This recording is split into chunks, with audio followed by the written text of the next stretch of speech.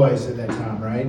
And we were both single, crazy. We would like go out at night and we would like kind of compete with things. And I said, what if we even pitched something to Vince with this feud coming up with the U.S. title? If we just said like, hey, nah, man, whatever you can do, I can do better. Because his thing was like, I'm better than you. And I was like, you know what? I want to test that. I want to see if you really are better.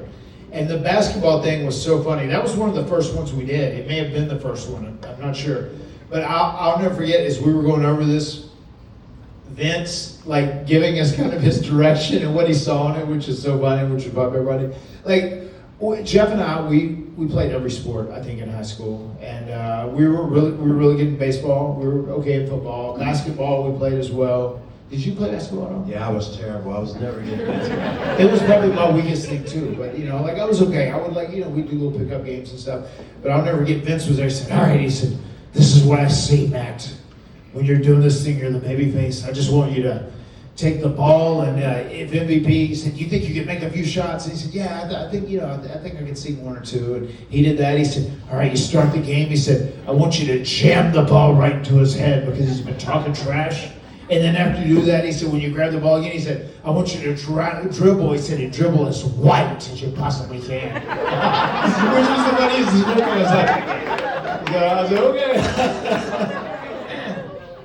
I said, "I'll do it as brutal as I can." He said, "just dribble as wide as you can." He said, "but don't miss the layup, damn it." And that was the easy part of the layup. It was the gimmick dribbling. I was, and then when I got back, he said, "Damn it, Matt, that was perfect."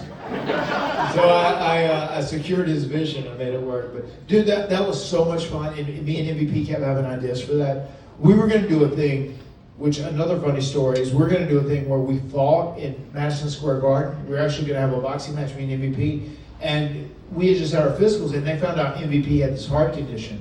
And it was very cool that they found this out because it probably saved him from dying younger. And they were able to correct that, whatever else. But I'll never forget the day before we got to Madison Square Garden to fly there for the taping, Michael Hayes called me and said, "Hey, we have a replacement for MVP." I said, "Oh, I'm going to fight somebody else?" He said, "Yeah." I said, "All right." I said, "Who is it on the roster?" He said, "Evander Holyfield." I said, "What?" And he said he seems to be cool with it, whatever. And then we did a thing. I talked with Evander. He was a sweetheart. He was super cool with everything. And then John Bradshaw Layfield, who was one of the APA, and I'm sure you guys know who JBL is. And JBL was doing commentary on this Saturday Night's Main Event. And I guess at some point he was talking some trash about Evander, and I guess it went into his room, and Evander heard it, and he got mad. And he almost walked out. And then Vince was reprimanding JBL for trash talking because he'd met him and had some bad experience with him or something. And then I went back and said, "Hey, we still cool?" He said, "Yeah, we cool." And I said, "I'm going out here to get into the ring with one of the greatest fighters of all time that can murder me if he wants to." And now he's mad. So I didn't know what was going on. I said, "I'm just going to try to fight for my life out there, whatever." We went out there, it ended up still being good, whatever. At the very end, MVP comes in and starts poking him, and he knocks him out. But he ended up being very, very cool. I'll never forget that night before we left. These are fun stories, and I love sharing these with people, after the fact. We were back there, and Vince, at the end of the show, Vince was he was just reaming out JBL. He said, "You stupid son of a bitch."